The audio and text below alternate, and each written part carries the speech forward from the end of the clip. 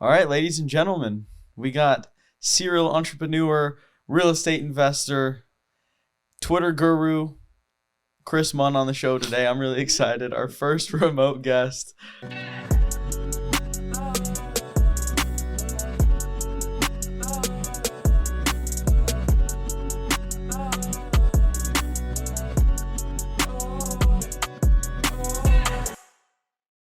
I'm really excited to learn a ton from him. He's got a bunch of businesses he owns. He's got some properties in Michigan, so we'll dive into all that stuff. But a good place I want to start, dude, is your whole journey through entrepreneurship through acquisition. So you bought a business in Florida. You don't actually live in Florida. Let's start there. What kind of business did you buy? How did you even figure out you could buy a business? What was that process like? And then what was it like taking that business from where it was to where you've taken it now? Yeah, so I appreciate you guys having me. It's always fun to talk to you guys. We talk a lot off camera, so this should be easy. But I'll start with kind of how I got started. So one of my last corporate jobs, I worked at an oil and gas company where we were buying up like small businesses and small business assets.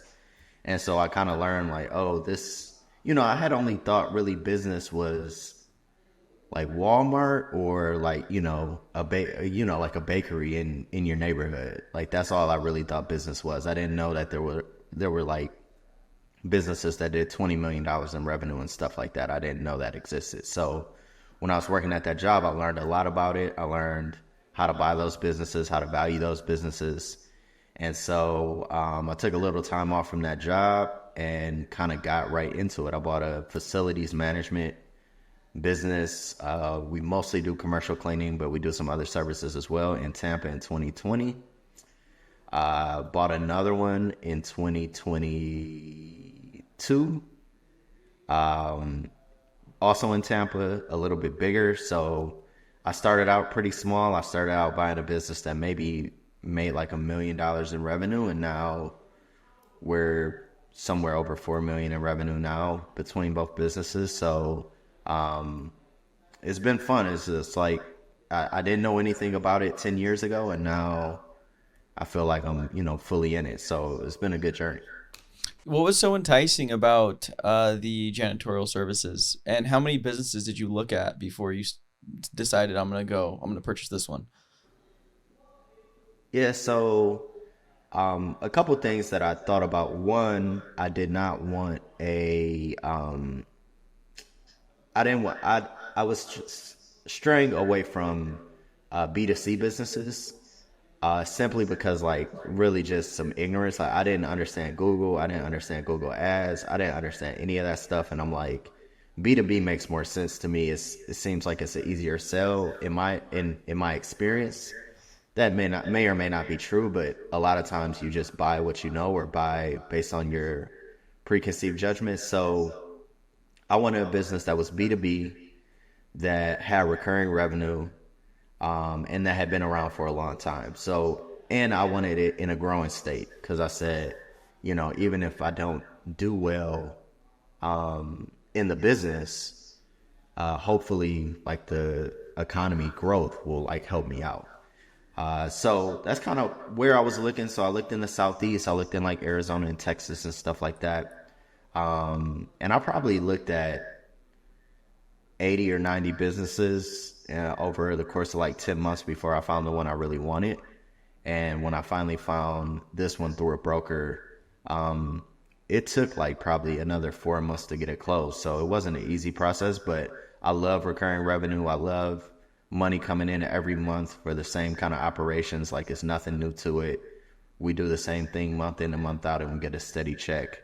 And I really like that. Yeah, no, it's great. It sounds like a great business. I'm curious too, just if you could touch on briefly what the structure was like on how you actually acquired it. Because I imagine you didn't buy it all cash, did you? No. So the first one, I'll talk about the first one. The first one, I want to say was 80% was a SBA loan, debt from the SBA. So let's say it was $1 million. I'm not exactly sure how much it was anymore, but so 800 grand of that would have came from the SBA. 100 grand of that would have been a seller note, which is essentially a debt payment given by the seller to buy their business, and then 10% was equity or cash that you brought to the table to get the deal closed. So it's mostly debt, 90% debt. The seller debt is subordinate to the SBA debt, which basically just means for us, we didn't have to pay the seller note until we paid the SBA off. So the seller like has a deferred payment, and that's also just a kind of a way to keep the seller engaged and involved and not doing anything shady, because he's got 100 grand sitting out there. It could be more on a bigger deal. So yeah, mostly debt though. Wait, so the seller agreed that you would pay the whole SBA loan off first and then pay them? So technically, yes. So technically, yes. The SBA loan would get paid off first, and then once the SBA loan is paid off, which the term is 10 years, so it's a long time. But it's pretty standard in the industry. So I think a lot of sellers end up accepting stuff like that just because, one, the banks like to see the sellers do it because it gives, the seller some skin in the game. If the seller doesn't have a note, if I buy Johnny's business and I give him $1 million tomorrow, he can just go off and not provide any assistance. It just creates a bigger risk to the bank. So the bank likes to see it. So yeah, there's sellers out there that agree to 10 years or more. Wow. So when you first got into the business, it was all closed and everything. It was obviously cash flowing, right? So what was it like having a lot of debt service initially? Was it nice that you already had that cash flow? Were you able to pay off most of that debt with the already established cash flow, or were you kind of just break even for the first few months? Like, I guess just walk us through the whole growth of like when you bought it to now. Yeah. Yeah. So honestly, when it started, it was awful because I bought it on, I want to say I closed on like February 20th, 2020. So the world was very different on February 20th than it was on March 20th. So, the business was fine. The first month was fine. And then COVID hit and a bunch of our like contracts, they didn't get terminated, but the places just closed. Like we had some schools that we serviced. We had some entertainment venues that we serviced, and all that stuff just shut down. So at that point, you were kind of like shitting yourself. Oh yeah, I was shitting bricks. I'm like, fuck, I fucked up. But Yeah, it's that's like scary stuff. I'm not a huge like go back and think about what I could have done better type person. But even in those situations, I'm like, there's no anticipating COVID. Yeah. It was just, it's literally never happened. So, part of it was the government was paying people's SBA loans. For like 6 months, they helped with that. So that was great. But it was like clawing to find revenue sources, because the great thing about nice recurring revenue is it's nice and recurring. The hard part about it is because it's recurring revenue, it's hard to get that new revenue. So you can imagine it like, if you have somebody who comes and cuts your lawn, like at your house. If I'm a new entrant into the market, to get Sergio's lawn guy or to get Sergio's business from his current lawn guy, I have to do like a lot of pitching. It's not an easy sell. Sergio's happy. He's paying a decent price. He's not going to switch. So we had to do a bunch of like COVID cleans and disinfecting and like do a bunch of stuff to just kind of get scrappy. And so the first maybe year was really rough. Then the second year that I owned it, we started to grow a little bit, started to do a little better. And I realized, I was like, okay, I've learned the ropes here. I can buy a bigger business and go for like adding on to this business. So found another business maybe 18 months after I purchased the first one. And then that kind of put me in a different like level. Now our cash flow is a lot higher than our debt service. It's probably 4 or 5 times our debt service per month. So, if the debt service is 100 grand, it's not that much. But if it was 100 grand, we would be making like 400 grand, in cash. And so that part makes it a lot easier to deal with. And so like, I'm a lot less stressed now than I was like in the summer of 2020. I was kind of shitting bricks. Yeah, that sounds scary, dude. Wait, what prompted you to buy that second business? I wanted bigger, right? So like with bigger, you get a lot of benefits from going bigger. You get better. It's more professionalized. It's just the easier way to say it. And you guys have seen this probably in your business as well. Like when you were at 500K in revenue, it was probably you two doing everything. But when you're at 5 million in revenue, it's like, I have a lot of other people to do stuff. And so I felt, especially because of the stuff that happened with COVID, I had gotten so like into the business. I'm like, man, I need help here. Like I need some managers. I need some salespeople. I need like assistants. And I just felt like the growth was going to be too slow if I did it myself. And so I said, well, why don't I get a bigger business? And then I can use the cash from that business to kind of fund a lot of things that I want to do, since the first one didn't go basically as planned. And so that was really my motivation. It's like, I have to get bigger because I don't want to be the one. Like, man, I was like, those first 12 months, like I was cleaning. Like I remember one night we had a stadium that we cleaned. I got there at like 10 o'clock. I cleaned until like 8 a.m. Wasn't done cleaning. 10 p.m. to 8 a.m. Wasn't done. Went home or went to our hotel, slept for like 3 hours, got up and went back for like 5 more hours. So I had done like 15 hours worth of like manual fucking labor. And I was like, man, this shit sucks. I cannot do this. So, but I found if I didn't do it, my business would have failed. But because I was doing it, I didn't have the time to, do shit you're supposed to do to grow your business, right? Like I didn't have time to go prospect and market and sell. So I'm like, I'm in the trenches doing cleaning. So I'm like, I got to get out of this. So that was the real motivation, was like to get better management and just a better professionalized business. Dude, it sounds like we're talking about war stories here when we talk about the trenches, but it's real, man. I remember this one job me and Johnny did. Got there like at 10 a.m., but then didn't leave until midnight. Are you talking about the Santa Ana job? Yeah, this is we down. got there at 8 or a.m. 8 a.m. Yeah, 8 a.m. to midnight. This is downtown Santa Ana. Literally, someone got stabbed within like a 2-mile radius of us that night. So, oh my god, yeah, We had water bottles. Bro. We had water bottles that the like property manager gave us, and we had them sat down outside in the alley, and homeless people were stealing our water. and like to top Oh it my off, God. dude, I'm sure you probably made decent money on the stadium. I think we charged like $500 for that job. That it took us like all day. So that was And then rough. both our And I phones think- died, and we didn't know how to get home.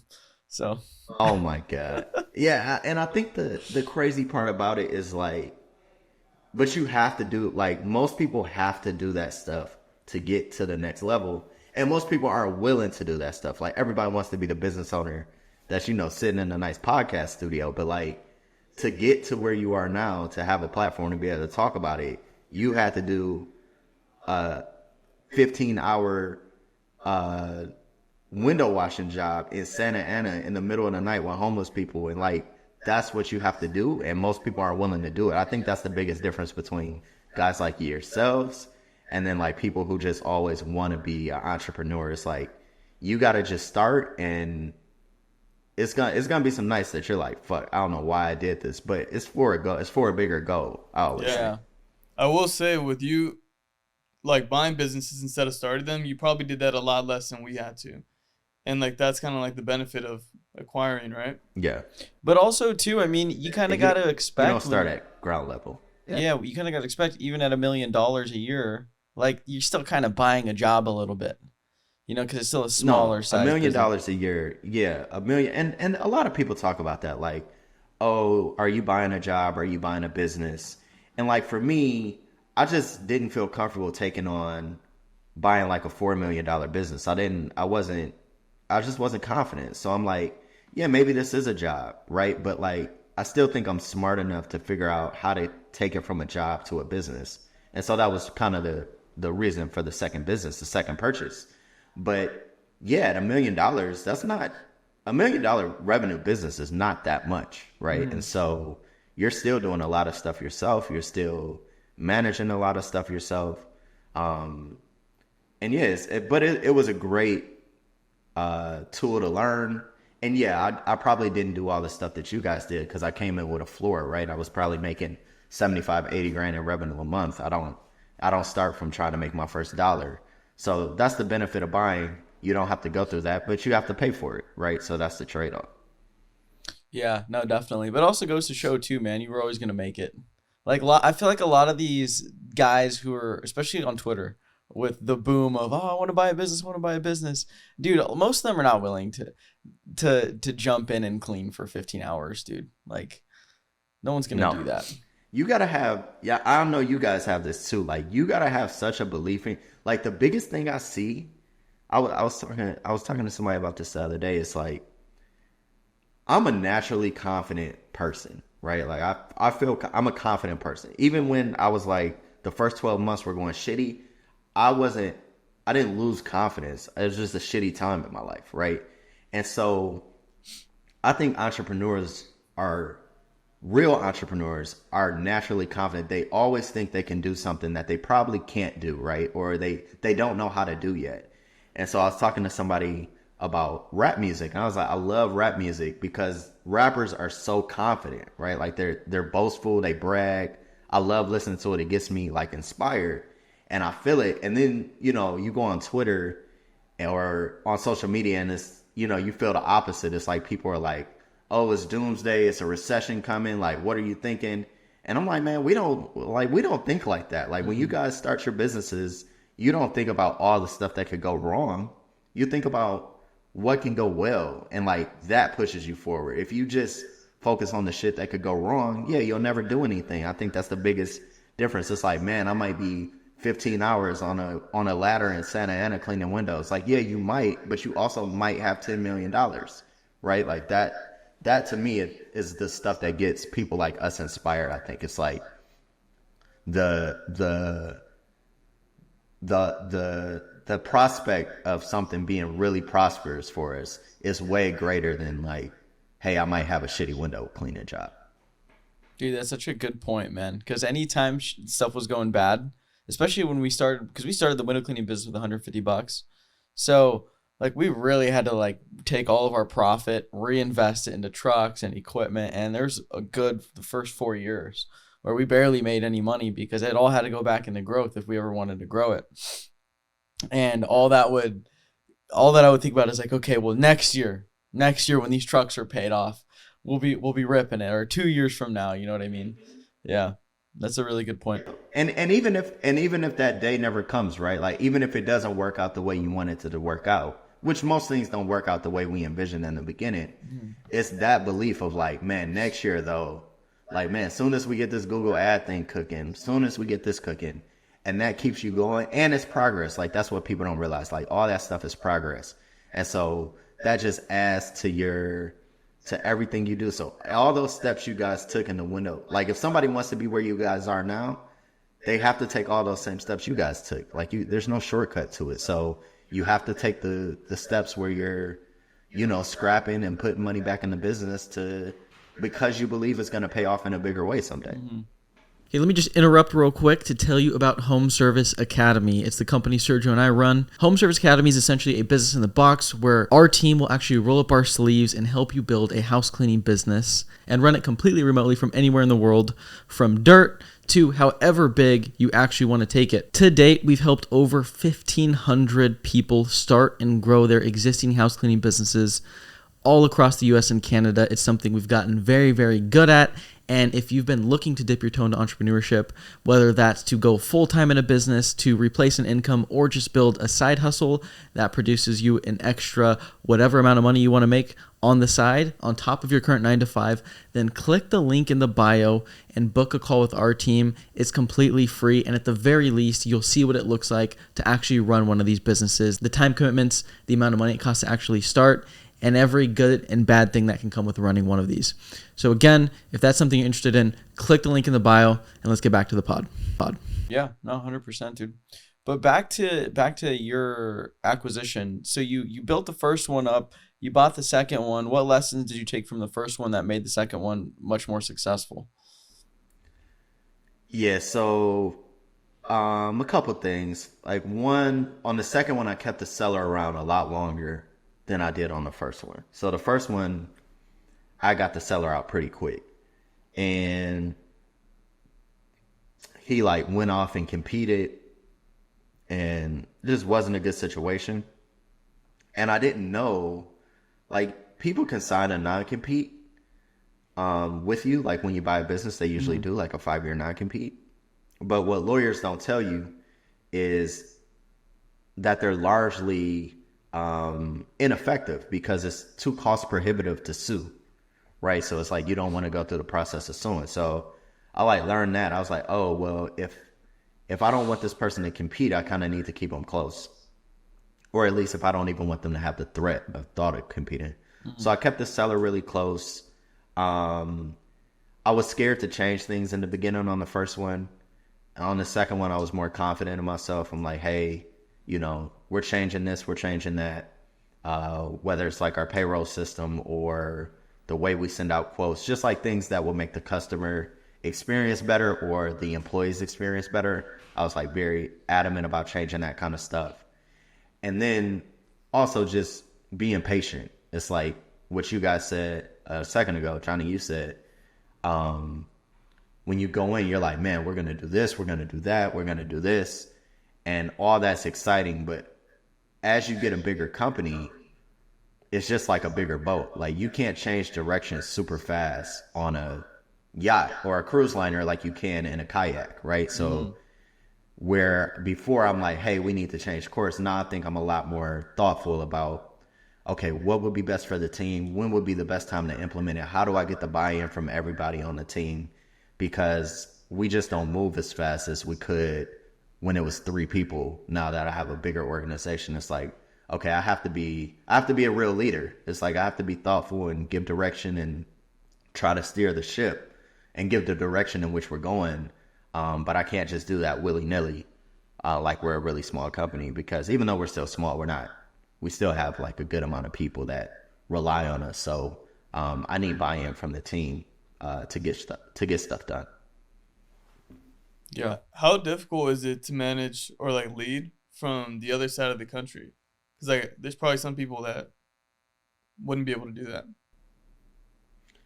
Yeah, I mean, I think I did a presentation on that at the Main Street Summit in November. I think that's like a really overblown fear that people have. I mean, if your business is really small, I think there's stuff that you're just gonna have to physically do.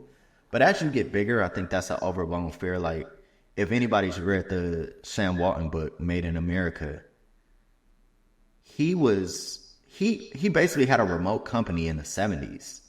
Like all the Walmart stores were regional stores that he had to call up, find out what the revenue was, find out what sold well, find out what didn't sell well.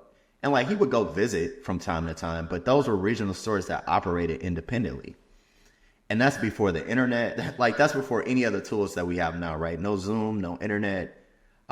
Literally just probably didn't even have cordless phones yet. Like they were on a wire corded phone. And so, and Walmart was a huge company. And I'm like, all right, if he can run a big company like that from Arkansas and have stores in Mississippi and Missouri and all this stuff and do it effectively, then I think other people can too. You have to set up your business to be able to do that. You have to have good communication, clear communication, know how people can reach you, know what are good ways to communicate in your business, and be very clear about what you want and what your expectations are and manage people to those expectations. But like, this isn't 1930. Like, I don't need to be sitting over watching you to make sure you guys are doing what you need to do. And I think you guys see that in some of your HSA stuff too, because I think you guys have people who run businesses that aren't in the city that they live in. Yeah. And it's all about systems and how you manage your systems and how you communicate with your people. I think it's so much easier to do now than it was even 10 years ago. Yeah, 100%, dude. With Zoom, I mean, you can run any business really, like, quote unquote, remotely, is like you said, as long as you have the right team and you communicate properly. Yeah, I agree. So when you bought the second one, did you end up like merging the two under like one company? Yeah. Or how did you? Yeah, so they're basically like one company now. Yeah, it's the customer only sees one company. I had a manager over at the last one. Now she's managing at the new one. And so I run everything basically, one company. And it's good, man. Like I have a good team. I have two like ops managers and I have a sales director. I have a couple offshore salespeople, that are trying to really grow the business too. I think I've got 5 offshore people and like 3 or 4 people on the ground, 3 people on the ground, like management type people. So like we're kind of a remote team anyway, because we have 5 offshore team members out of the 10 of us that are, let's call it management, or corporate level. So, and that's been good too. Having the offshore people has helped the onshore people a lot, because the onshore people were so used to everyone being in person. And I'm like, hey, you have to work with this person from the Philippines, or you have to work with this person from Pakistan.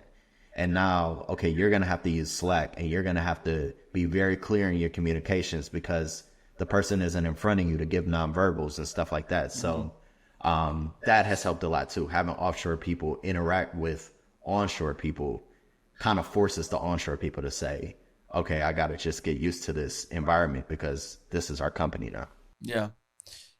And so you took it from $1 million with the acquisitions, everything. You're at about 4. What's the goal what's the name of it, by the way?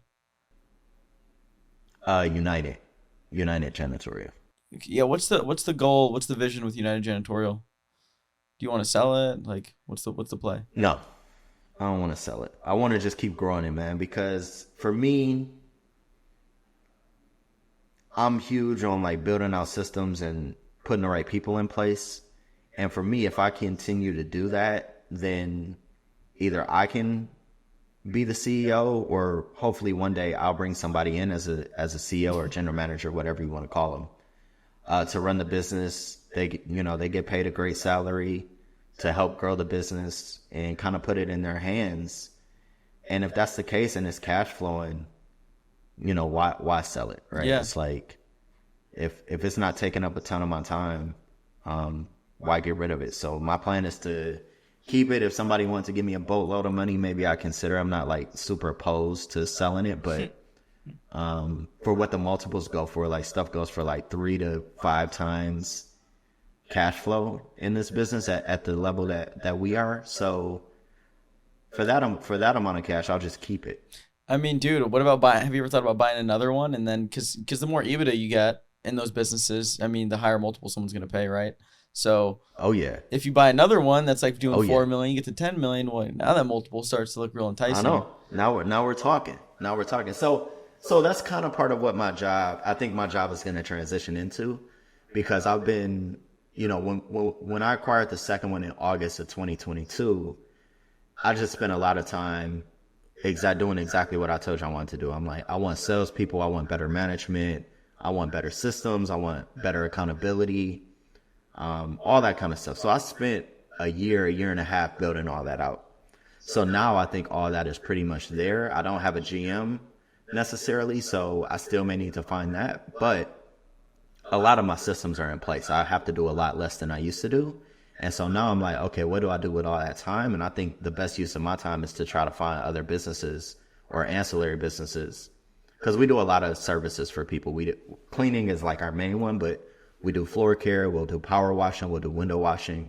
Sometimes we'll sub the stuff out, sometimes we'll do it ourselves. But buying those kind of companies, throwing them in the fold, getting those customers, selling those customers on our whole suite of services, makes them more sticky, extract more value from our current customers. Like, that's the flywheel that I want to build. So that, yeah, I can be a $10 million, $15 million revenue company. And then, then you're talking, yeah, you could sell it for good money, and you can have a real professional management team. You can have like a real legit person in there trying to grow the business, maybe equity or profit share, something like that. To me, that's like the game. Mm-hmm. It's like, that's the game that I want to play. And that's the way that I can kind of leverage all my efforts so far to make it even bigger. Yeah. What are you seeing right now from like the private equity world? Like, are you seeing them buy $10 million cleaning businesses? Yeah, they don't get in the facility business too much. Like right now, they're hot on the home services. Right. stuff. So like what you guys used to do, they're hot on the HVAC stuff. Um, Or you're saying I residential, have a that buddy you're who, seeing them like more in yeah, residential. residential. Got it. Yeah, they're super into residential, plumbing, HVAC. I have a buddy who just sold a doggy daycare to PE. And so if the industry, like vet clinics are big in PE, like anything that's like super fragmented, like dentists, vets, doggy daycares, where there's just like a bunch of little players, they love that stuff because they can roll it up and do whatever they want with it. But they're not hot on my space yet. I think it's Maybe they coming will, though. maybe they It's won't coming be. for sure, dude. Yeah, I mean, It checks all the boxes. they come and get everything, man. The biggest downside with our space is the labor, right? Like it's a labor game. You have to have a ton of labor. It's real blue collar labor. It's like the cheapest workforce, like kind of in our space, and a lot of people don't. A lot of people are kind of shitty, for a lack of a better word, to the workers. And so there's kind of some stigma around that. So maybe that changes. I hope that changes. I know a few guys who have commercial cleaning companies, and we're trying to do like a better job of how we treat our employees. But yeah, man, if they come around and want to offer me a ton of money, cool. But if they don't, I'll take the cash flow and just keep it forever. I don't mind that either. It's like both good outcomes to me. Yeah, no. So I opened up the pod with saying serial entrepreneur because you also have some other businesses I want to talk about too. We work with one of them. Yeah. Pavago. You have Pavago and you have Tensi, right? Am I missing any? Yep. No, that's all I got. Yeah. So Pavago. What is Pavago? So Pavago is an offshore recruiting company.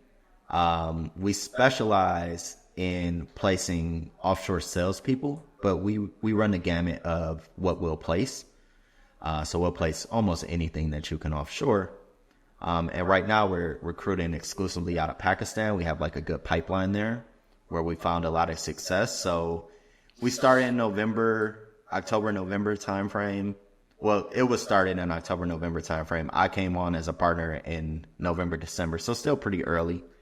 And you know, we've been able to work together through Pavago to help some people in your business get some real quality offshore resources for, you know, really good pricing that they wouldn't be able to get over here. So that's a business that I'm really excited about because you guys know it for sure. I know it.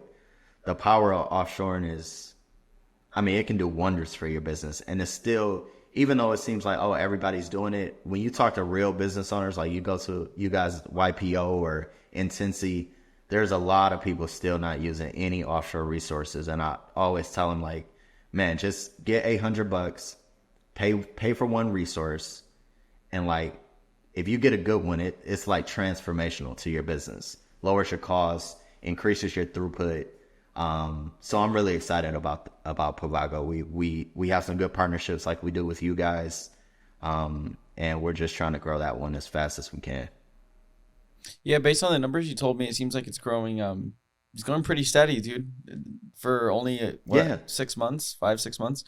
Yes, it's growing fast, and that's you know, thanks to you guys too. You guys have been good partners, and we've certainly picked some business up from you guys. But you know, we're getting a lot of business owners who are seeing the light and, you know, saying, hey, what I use offshore for is to support my onshore people. So like if I have an onshore guy that, whatever, let's say his throughput is, let's make up a number, 80.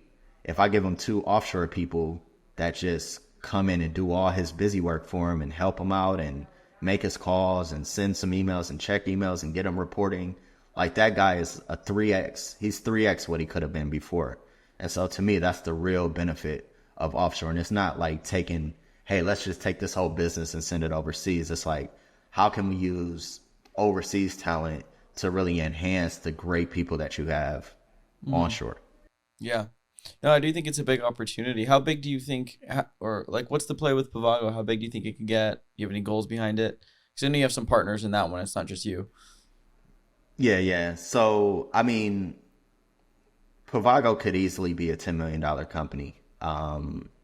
We're walking through like some business models now and like how we maybe want to offer some different like business models to people, because to me, my main concept, and this is the same in my facilities business, I think if you keep providing your customer value, like what would the customer want? And obviously the customer will want free, so we can't do that. But like, would the customer rather pay a monthly fee or a one-time fee? Like whatever the customer would rather do, let's try to offer that, right? And would the customer rather have 3 candidates to choose from or 5? And so like keep doing that and keep growing like that. I think we can make Pavago a $10 million company. It's just all about the execution and whether we partner with the right people, really. I think that's the main play.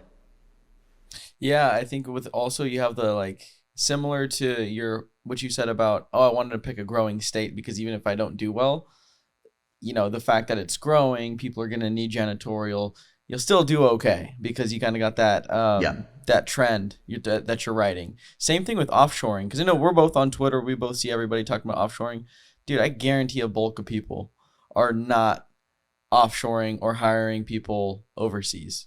Even in So many people. yeah, even in when we started hiring people overseas in the Philippines, it was like what 2020, 2021. And we started telling Mike and Connor, they own a landscaping company and the fencing company, you know them, Yep. in Orange County. They they had no idea that this was a thing. And Connor ended up plugging in overseas talent. He's like, oh, this is the best thing since sliced bread. So I promise you. Yeah. I mean, yeah, we've been able to place like some really high quality people, which I'm really happy about, which is why I became a partner. Because I was like, I saw the trend, and I'm like, I don't want to start this company by myself. I would love to have some partners, and I found like a good partnership with Pavago, because I'm 100% all in on the offshore. It's like, hey, if I can hire them to help my business out, I know you guys have a ton.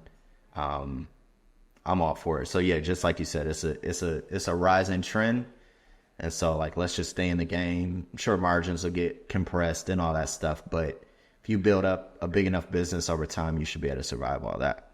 Yeah. Yeah, and I mean, no bias here. Like Pavago really is good. Like we've used a lot of different services or like referred different services, and a lot of them just they're not that good.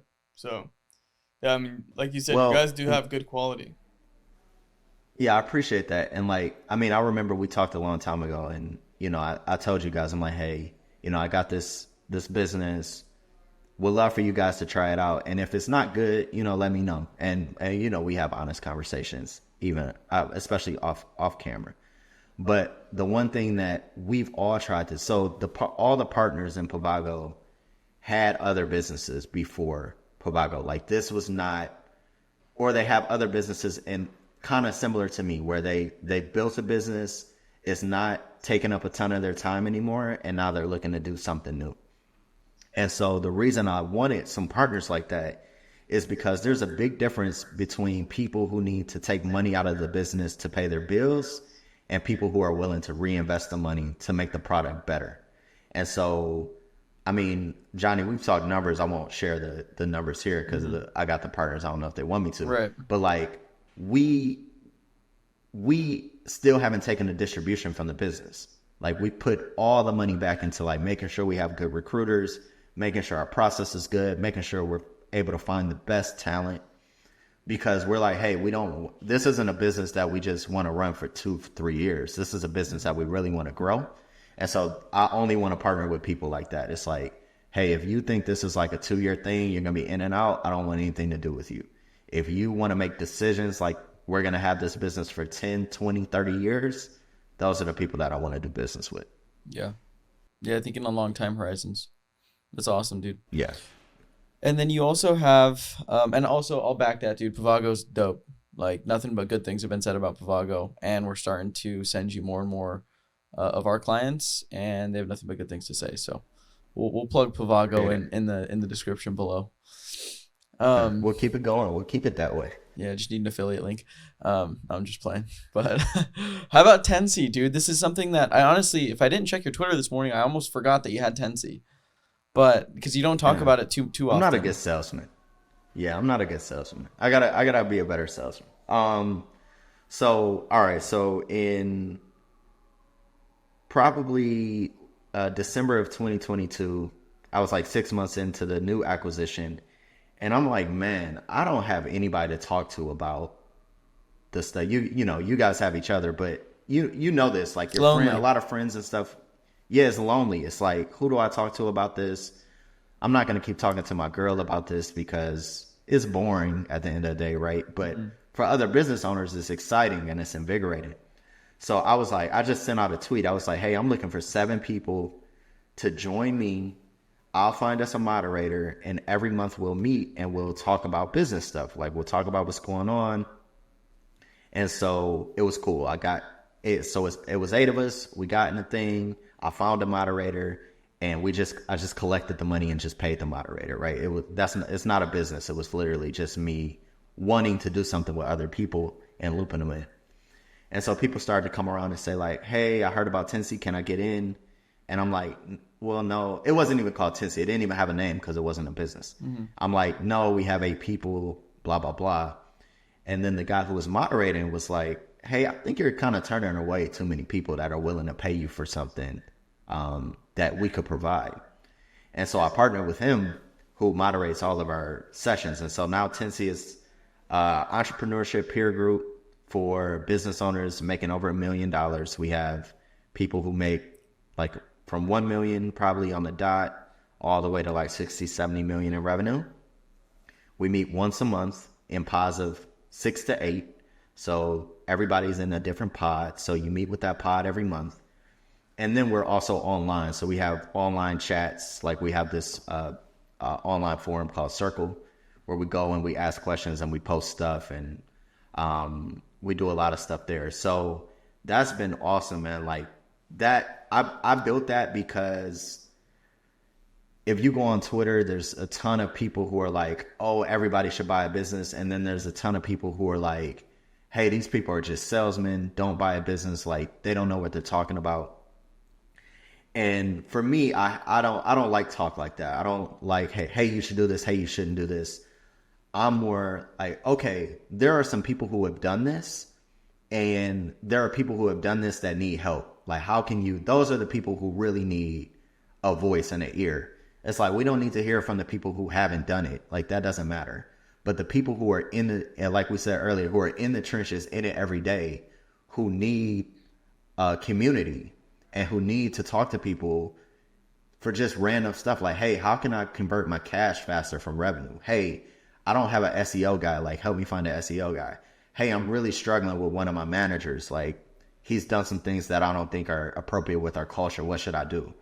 Those are the people that I want to help. I like talking to you guys. I don't want to talk to a broker or a banker or a lawyer or somebody who wants to be an entrepreneur. Like, I want to talk to entrepreneurs. And I think people who are real entrepreneurs want to talk to other entrepreneurs. They see through the fluff. And so the main focus on Tensi is to be very tactical. So like, we have a session coming up next week. It's how to create a company that compounds cash, like how to turn your revenue into cash quickly and how to take that cash and reinvest it wisely. And so like, that doesn't appeal to entrepreneurs. Like, that is too niche. But for somebody who's really doing it and saying like, hey, I'm making a lot of revenue, but my cash, it turns into cash really slowly. Like, that could be gold for their business, right? Like, that can change everything. That can help them grow. And so those are the people that I want to address now with Tensi. It's like, I'm so tired of everybody addressing like people who want to be entrepreneurs. I'm like, where's the support for the people who are really doing it? Yeah. Dude, that's awesome, man. You got me wanting to join. That was a good pitch, dude. He opened with, I'm not a good salesman, and then proceeds to sell us. Yeah. Well, I'm like, well, it's hard for me to sell because like, I mean, you guys asked me the question, right? And I'm comfortable talking to you guys, so I sell it like that. But like, it's hard for me to just post online like, hey, join Tensi, because you know, you see guys on Twitter and online. It's like, hey, every time I see you, you're just, you know, pushing your product, and it's like, mute. Because now you don't provide any value to me anymore. You're just a salesman. So that's always been hard for me. I should get better at it. But no, I think this is easy for me to sell because I didn't build it as a business. I built it for myself. Yeah. Like, I built it because I needed it. So it was like, hey, I need this. I know other people might need it too. So here you go. But these are all the reasons I built it for myself. Yeah. Yeah, I know firsthand, like just from you're familiar with EO, right? Like we joined that Yeah. like way back in the day when we lads. We're like How old were 50K in sales. We just turned 21. Yeah, we were 21. So, dude, that was Crazy. super helpful for us. Just like being around other entrepreneurs, people that were thinking like that, because we didn't know anything about anything. So, I mean, Yep. even people at the $1 million range, I feel like there's still so much to learn from the guys like you said that are So doing much. 60 million. So, yeah, I Yep. can see a lot of value in Yep. that. Yes, it's so much stuff. And like, I think somebody on Circle the other day, somebody posted like, hey, one of my employees had a heart attack. What should I Damn. do? And like one of the guys who's like one of the higher revenue guys, he like gave this really thoughtful answer that like I couldn't give because I didn't have the experience. But it's like such a technical niche question. Like, who do you ask questions like that? But like, and it's not like make or break, but you want to do right by your employees and you want to make sure that they're taken care of. And so if you can just post it in a community that has been through what you're going through and has your interests at heart, then that's when you build like real value. It's like, hey, and so Twitter can be that sometimes. Like I could post some stuff on there and get some good value, but it's going to be a bunch of people that chime in that don't know what the fuck they're talking about. So you got to always take that with a grain of salt. Yeah. No, facts, dude. Do you have any goals behind Tensi, or is it still kind of just for personal purposes for the most part? Yeah, I mean, it's open for anybody who wants to join. Like we're growing, we're adding pods. But I have no real revenue goals for that. My main goal for that is to, like, there are a lot of people who are getting into the business buying game, and a lot of them are getting into it, some for good reasons, some for bad reasons, right? Like that doesn't really matter to me. There's a lot of good salesmen on the internet who convince people to do stuff that maybe they shouldn't do. But like once they're in it and once they own a business, like how can we make sure that you have the best chance of success? Like what can we give you to make sure you have tools to make sure your business thrives? I feel like there's a lack of services or products for those people. And so really the goal is to help as many entrepreneurs as I can have a better shot at success. That's awesome, man. Yeah, there isn't, man, to be honest. I mean, I could probably name on one hand all the peer groups I can think of. And a lot of them have crazy requirements too. Like I know what YPO is like 10 million or 5 million or something. And then you got to be under 45 or 55. Yeah. Something like that. Yeah. It's like 10 million in sales or something like that. And I'm like, that's not really our audience. That's not really like the small bit. Like people buying small businesses are buying like $2 to $5 million revenue companies. So I'm like, and they're the ones who really need the help because that's the most fragile business, right? A guy who's doing 20 million in revenue, that business isn't super fragile, right? Like you got some cushion. But the guy who's doing 2 million in revenue, that business could be gone tomorrow. And so those are the people who really need support. And we've seen it in the community. Like people come with real life stories about stuff that's not going well. And, we try to help them as best we can. Yeah. You have anything? No, I mean, I think that was a great pod, man. Dude, I think this episode was fire, man. This is one of my talking. favorites for sure. Well, talking to you guys is always easy, but I'm the first one over Zoom, so I'm wondering why why didn't you buy me a Spirit Airline Big Seat ticket to Vegas? You wouldn't be down, dude. You were not down. Like $30, man. That's not a bad idea. No, though. we're gonna run it back for sure in person. Yeah. You'll be a friend of the pod, dude. I gotta come. You gotta be a friend of the pod, and we gotta get Neil over here too, when he's not traveling to every other country but the United States. Neil's always gone, but I gotta come to Vegas sometime this year. Should be fun this or next week, March Madness. I've been there a couple of times for March Madness. It's always been fun. You got to come out, get tickets to the Pac-12s at T-Mobile, and we'll throw down some live bets. Oh, okay. Oh yeah, Pac-12 is at T-Mobile, and the pool's open this weekend, right? Yep. Yeah. Good times. No, dude, we appreciate you coming on, man. If anybody needs janitorial services in Tampa, anybody needs to hire someone overseas, or is looking for a peer group to join that's doing over $1 million a year in revenue, where can they find you? Where can they reach you? Yeah, they can send me a DM, Chris X Munn on Twitter. I'll be responsive there. And yeah, anything the community needs in those aspects, we'll try to hold them down. Awesome. Dude, well, appreciate you again, man. Yeah, I appreciate the time. All right, thanks, fellas. Peace, brother.